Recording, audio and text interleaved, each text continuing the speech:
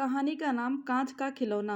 राजू एक छोटे से गांव का रहने वाला लड़का था। उसकी माँ ने उसे बड़े प्यार से पाला था, लेकिन वह बहुत गरीब थे। राजू की माँ मेहनत करके जैसे तैसे गुजारा करती थी। राजू की दुनिया उसकी माँ और माँ की दुनिया उसका बेटा राजू था। राजू का एक सपना था। वह एक कांच का खिलौना खरीदना चाहता था।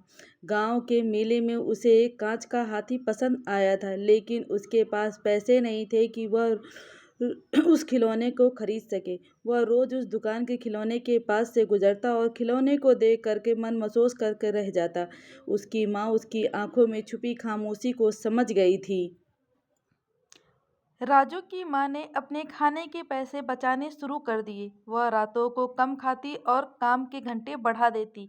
कई महीनों के बाद उसने इतने पैसे इकट्ठे कर लिए कि वह राजू के लिए वह कांच का खिलौना खरीद सके। एक दिन माँ ने अपने आंचल में बंधे पैसे निकालकर राजू को दिए और कहा, जा बेटा, आज तेरा सपना पूरा होगा। राजू की खुशी का ठिकाना नहीं था। वह दौड़ता हुआ मेले में गया और वह कांच का हाथी खरीद लिया।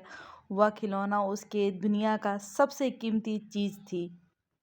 लेकिन जब वह घर लौट रहा था, अचानक रास्ते में उसका पैर एक पत्थर से टकरा गया।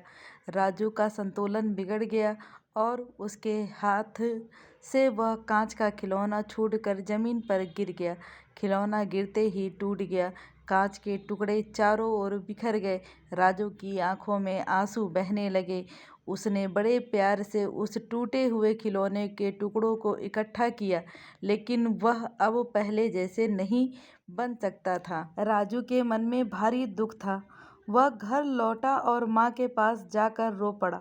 उसकी माँ ने उसे गले से लगाया और कहा, बेटा, यह खिलौना सिर्फ कांच का था, लेकिन तू मेरा असली खजाना है।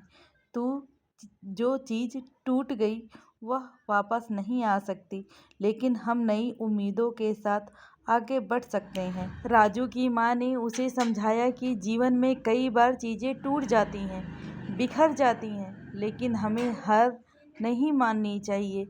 हमें अपने सपनों को फिर से सजाना चाहिए और आगे बढ़ाना चाहिए। राजू ने माँ की बात समझ ली और उसके चेहरे पर धीरे धीरे मुस्कान लौट आई, लेकिन उसकी माँ उसकी आंखों में उस टूटे हुए खिलौने की याद हमेशा ताज़ा रही। इस कहानी से हमें यह सीख मिलती है कि जीवन में कठिनाइयाँ और दुख भरे पल आते हैं, लेकिन हमें हमेशा उनसे हार नहीं माननी चाहिए, के बजाय नई उम्मीदों के साथ आगे बढ़ना चाहिए। कहानी अगर आपको अच्छी लगी हो तो दूसरी कहानी के लिए प्लीज़ सब्सक्राइब माई चैनल और मुझे सपोर्ट कीजिए। इसके बाद से मैं और भी अच्छी अच्छी कहानियाँ आप लोगों के लिए लेकर आऊँगी। Thank you.